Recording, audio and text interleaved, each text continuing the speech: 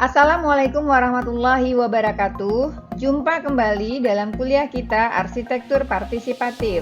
Materi kali ini adalah tentang pelaksanaan partisipatif. Ini adalah video pertama yang bercerita tentang ciri, syarat, unsur, dan faktor yang berpengaruh dalam pelaksanaan partisipatif. Partisipasi masyarakat pada hakikatnya adalah keterlibatan anggota masyarakat dalam pembangunan dan pelaksanaan atau implementasi dari sebuah program atau proyek pembangunan yang dilakukan dalam masyarakat lokal. Nah, ciri-cirinya adalah bersifat proaktif dan bahkan reaktif, di mana masyarakat ikut dalam melakukan penalaran, baru kemudian bertindak. Di dalamnya terdapat kesepakatan dilakukan oleh semua yang terlibat. Ada pula tindakan yang mengisi kesepakatan tersebut, dan kemudian ada pembagian wewenang dan tanggung jawab dalam kedudukan yang setara. Masyarakat akan dapat berpartisipasi secara baik jika terdapat 3 syarat. Yaitu yang pertama, ada kesempatan untuk ikut dalam pembangunan. Yang kedua, ada kemauan dari masyarakatnya untuk memanfaatkan kesempatan yang ada. Dan yang ketiga, ada kemauan anggota untuk berpartisipasi. Jadi jika tidak terdapat itu salah satunya saja, itu tidak bisa dikatakan sebagai partisipasi dalam tingkat yang optimal atau dalam level yang tinggi. Karena bisa jadi tidak diberi kesempatan, otomatis tidak ada partisipasi. Tidak ada kemauan, berarti partisipasinya bisa saja partisipasi yang dipaksakan atau bisa kemudian terjadi partisipasi yang sifatnya menipu dan lain sebagainya. Adanya kemauan masyarakat untuk berpartisipasi biasanya terdapat pada masyarakat yang sudah paham tentang kehidupan mereka atau dikatakan juga dalam lingkungan good society.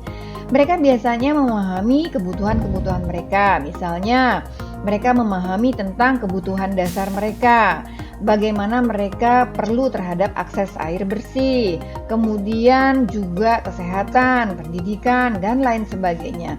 Ketika mereka sudah paham tentang hal ini, mereka tahu bahwa itu adalah jaminan kehidupan mereka harus terpenuhi, mereka mulai tergerak bagaimana kemudian mereka akan berusaha untuk memenuhi kebutuhan-kebutuhan dasar tersebut.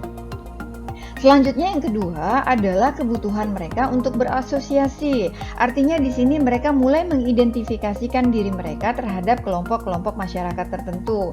Di sini akan ada nilai-nilai yang berlaku di dalam kelompok-kelompok tersebut. Nah, mereka mulai respect terhadap budaya mereka, kemudian akan menjaga budayanya, akan kemudian melestarikannya, kemudian akan mulai peduli terhadap lingkungan masyarakat mereka. Nah, di sini akan semakin merangsang kebutuhan mereka untuk berpartisipasi, untuk bersama-sama mengajak teman-teman yang lain atau masyarakat yang lain peduli terhadap lingkungan dan kemudian melakukan partisipasi tersebut.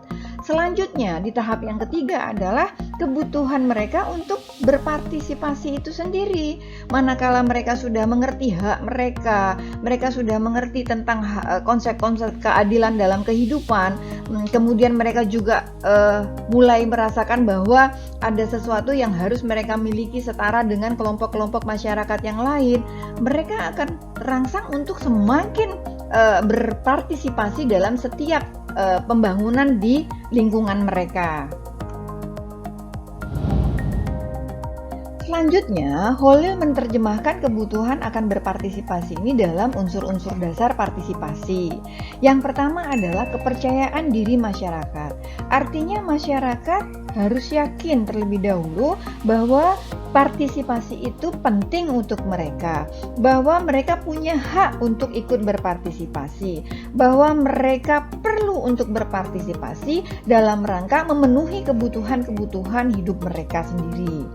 Selanjutnya yang kedua adalah adanya solidaritas dan integritas sosial masyarakat. Ini yang tadi dikatakan dalam tingkatan yang kedua.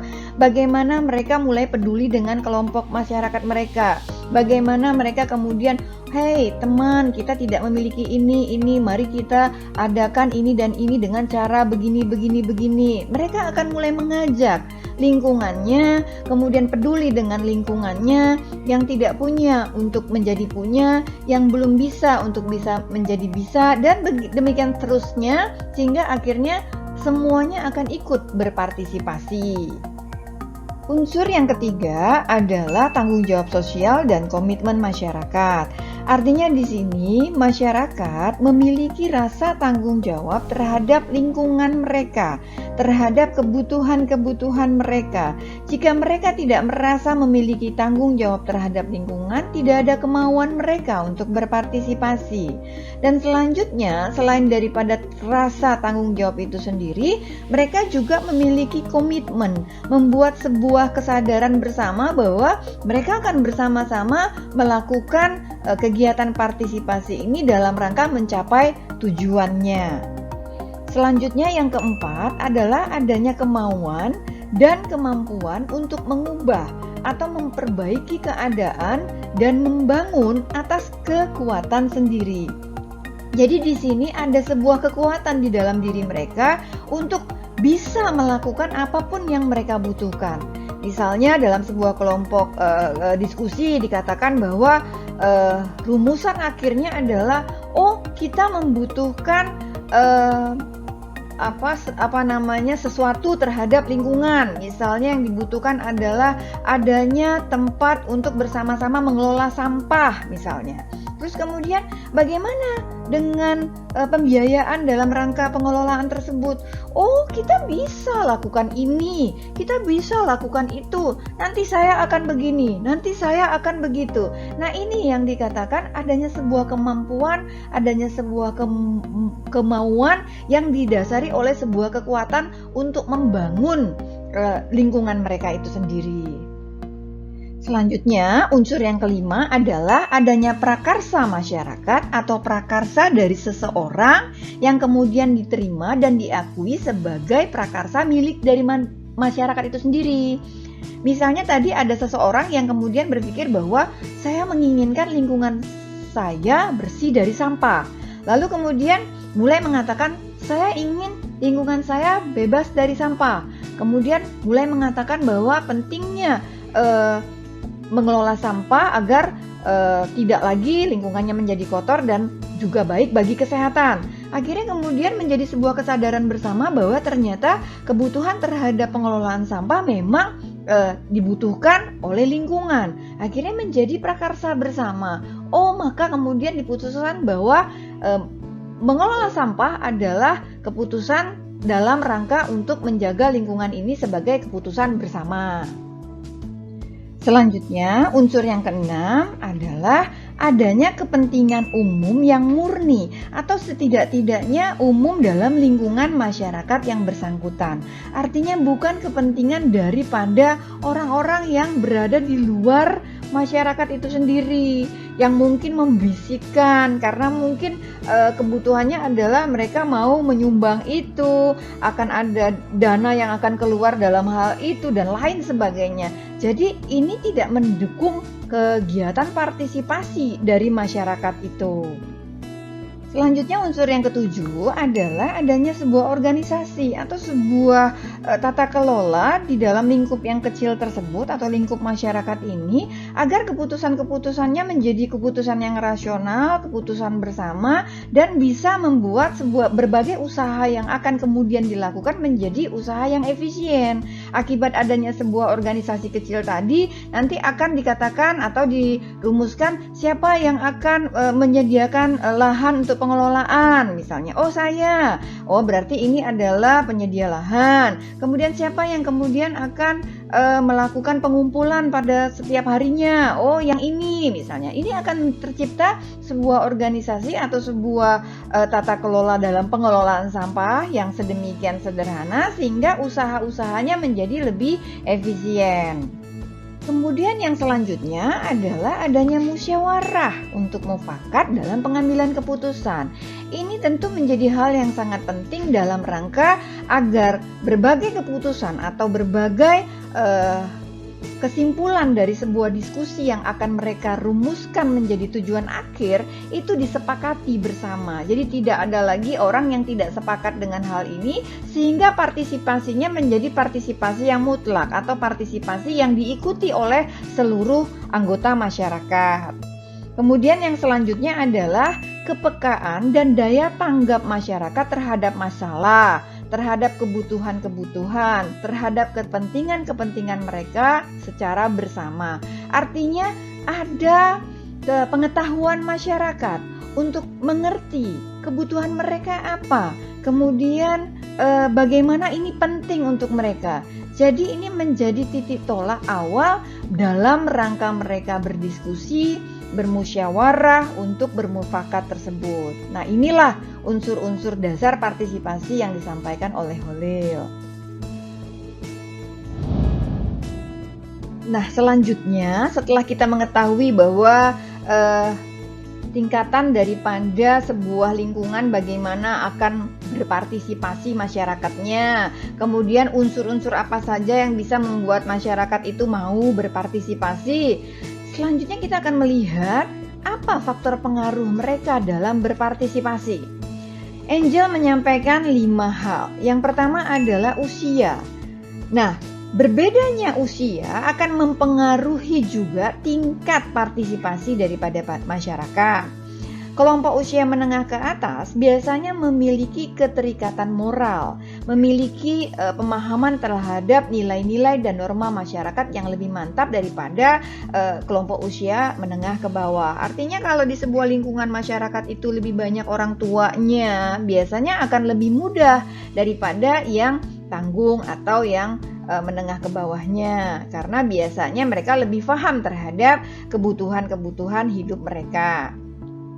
Selanjutnya yang kedua adalah jenis kelamin. Nah, ini penting sekali karena biasanya kebutuhan lelaki dan kebutuhan wanita juga berbeda. Bagaimana sebuah kelompok wanita biasanya membutuhkan keinginan terkait dengan hal urusan rumah tangga mereka, sementara yang lelaki biasanya terkait dalam hal urusan ekonomi mereka. Namun tidak menutup kemungkinan justru pada saat sekarang ini kelompok wanita juga justru peduli dengan kebutuhan-kebutuhan ekonomi, sehingga ingin juga meningkatkan atau membantu perekonomian keluarga mereka, sehingga bisa peka bagaimana mereka kemudian mau berpartisipasi dalam rangka dapat memenuhi kebutuhan ekonomi mereka. Kemudian mereka dilihatlah, dikembangkan, mungkin ada yang mampu untuk membuat jajanan, ada yang mampu untuk membuat sebuah souvenir dan lain sebagainya. Nah, ini penting karena ketika kita mengetahui jenis kelamin daripada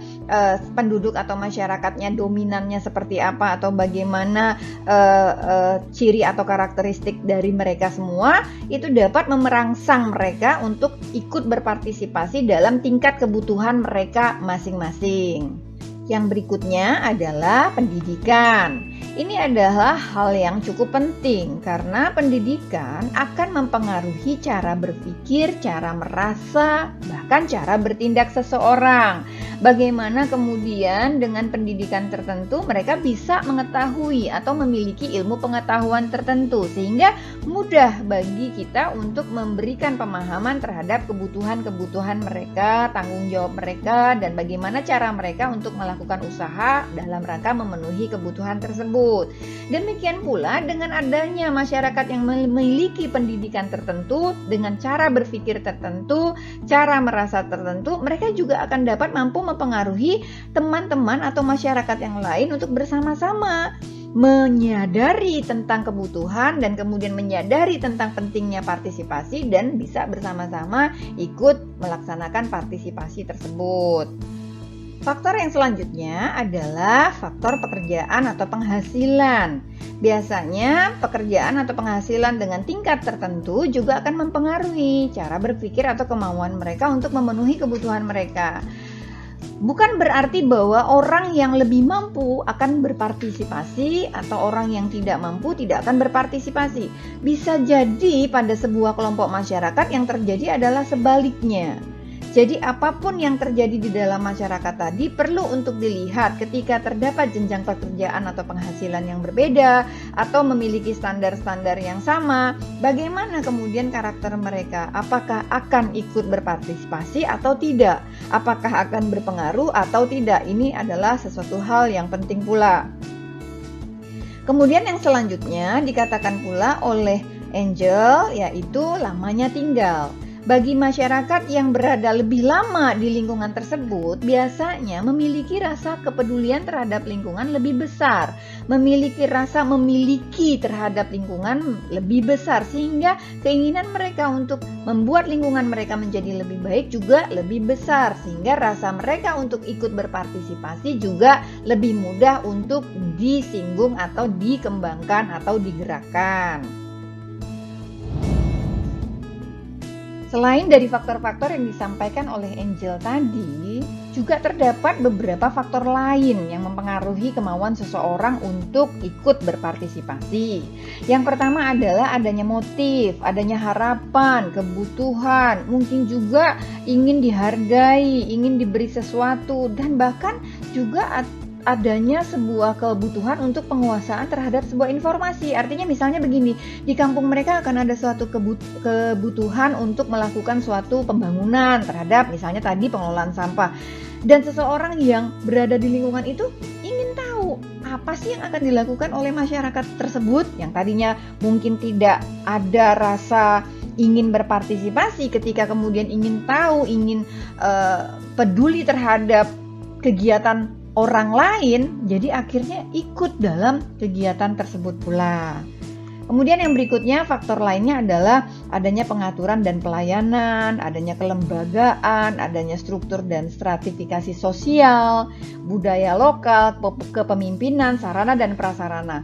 Ini artinya bahwa berbagai hal, atribut daripada lingkungan dalam konteks organisasi juga sangat mendukung kebutuhan mereka terhadap partisipasi. Jika di dalam kampung atau lingkungan tersebut ada karang tarunanya, ada ibu-ibu PKK-nya, kemudian ada bapak-bapak pengajiannya atau ibu-ibu yang membuat kulinernya, ini akan mudah untuk membuat sebuah kegiatan yang mana kegiatan tersebut akan membuat masyarakat berpartisipasi dalam kegiatan ini. Karena apa? Biasanya dalam kelompok-kelompok ini ada leadership-nya juga, ada kepemimpinan di mana seseorang bisa mengajak yang lainnya untuk bersama-sama peduli terhadap lingkungan dan lain sebagainya. Selanjutnya ada pula faktor lain selain hanya pendidikan seperti yang disampaikan oleh Angel tadi, yaitu faktor pendidikan, modal, dan pengalaman. Artinya dalam konteks pendidikan ini tidak hanya jenjang pendidikan secara formal, tapi bagaimana mereka juga memiliki pendidikan dalam rangka pengalaman-pengalaman mereka. Juga tentang pengetahuan-pengetahuan mereka secara umum. Nah, ini juga akan mempengaruhi kemauan mereka dalam berpartisipasi. Dan yang terakhir adalah penafsiran terhadap budaya, terhadap agama, dan lain sebagainya yang bisa berpengaruh terhadap penafsiran konteks ekonomi, politik, budaya, dan juga ideologi dari masyarakatnya. Ini juga akan sangat berpengaruh karena biasanya pada masyarakat tertentu terdapat sebuah budaya tertentu pula yang bisa langsung membuat mereka terangsang untuk ikut berpartisipasi, atau bahkan justru tidak mau berpartisipasi karena ada kekhawatiran tertentu. Dari uraian ini dapat sedikit kita ambil kesimpulan tentang faktor-faktor yang mempengaruhi seseorang untuk ikut berpartisipasi. Yang pertama adalah adanya sebuah kebutuhan, kemudian adanya motivasi. Kemudian yang berpengaruh pula adalah struktur dan stratifikasi sosial dalam masyarakat, dan yang terakhir adalah pendidikan, di mana pendidikan ini sangat dominan mempengaruhi keinginan masyarakat untuk berpartisipasi. Karena pendidikan juga membuat orang memiliki berbagai ilmu pengetahuan, atau pendidikan juga membuat orang memiliki cara berpikir, cara merasa, dan cara bertindak seseorang yang dapat mempengaruhi keinginannya untuk berpartisipasi atau tidak. Dengan kata lain dapat kita simpulkan bahwa seseorang akan berpartisipasi apabila dapat memenuhi kebutuhan akan kepuasannya, mendapatkan keuntungan, dan meningkatkan status mereka. Berbeda dengan sebelumnya, Cahyani menganggap ini semua adalah faktor-faktor internal. Apakah itu usia, pendidikan, beban keluarga, pendapatan, pengalaman berkelompok, dan lain sebagainya, itu hanya unsur-unsur atau faktor-faktor internal. Menurut Cahyani masih terdapat faktor eksternal, yaitu hubungan yang terjalin antara pihak pengelola proyek dengan pihak sasaran. Artinya kalau pihak pengelola proyek tidak memiliki jalinan sosial atau jalinan hubungan harmonis dalam berkomunikasi dengan masyarakat yang akan dikenai pembangunan, itu juga tidak akan mendukung kegiatan masyarakat untuk berpartisipasi. Nah, itu sebabnya kemudian Holil menyampaikan tentang pengaruh-pengaruh atau faktor dari luar tersebut. Yang pertama adalah komunikasi yang intensif. Bagaimana kemudian komunikasi yang baik harus terjalin antara masyarakat itu sendiri, antara masyarakat dengan lingkungan di luarnya, juga antara masyarakat dengan pemimpinnya, juga antara orang-orang atau kelompok-kelompok yang akan berkegiatan terhadap lingkungan tersebut dengan masyarakat ini. Jika tidak terjadi hubungan atau komunikasi yang harmonis, itu tidak akan dapat mendukung kegiatan partisipasi dari masyarakat. Selanjutnya yang kedua adalah iklim sosial, ekonomi, politik, dan budaya dari masyarakat tersebut. Bagaimana kemudian baik itu dari lingkungan tempat tinggal atau keluarga mereka, tempat bermain, tempat bergaul, kemudian sampai kepada lingkungan yang lebih luas, sampai kepada kawasan perkotaan mungkin yang lebih luas. Apakah juga mendorong mereka untuk ikut berpartisipasi? Jika memang kondisi secara luasnya tidak mendukung hal ini, juga akan sulit untuk mengajak mereka untuk berpartisipasi. Selanjutnya yang berikutnya adalah kesempatan mereka untuk berpartisipasi. Apakah proses sistem sosial di dalam lingkungan atau kemudian skala yang lebih luas itu juga mendorong mereka untuk berkesempatan berpartisipasi? Itu juga menjadi pengaruh yang cukup kuat. Dan selanjutnya adalah kebebasan mereka untuk berprakarsa dan berkreasi. Apakah mereka bebas untuk melakukan itu? Apakah ada saling ketidaknyamanan ketika mereka melakukan itu di kampung mereka dengan kampung-kampung lainnya misalnya? Ini juga penting karena akhirnya bisa membuat atau menimbulkan rasa apatis atau rasa memiliki yang kuat sehingga mendorong mereka untuk berpartisipasi dalam pembangunan di lingkungan mereka. Nah, kita telah selesai menceritakan tentang ciri, syarat, unsur, dan faktor yang mempengaruhi kegiatan partisipatif. Bagaimana kemudian tentang hal-hal lain dalam pelaksanaan partisipatif? Saksikan terus video-video selanjutnya. Assalamualaikum warahmatullahi wabarakatuh.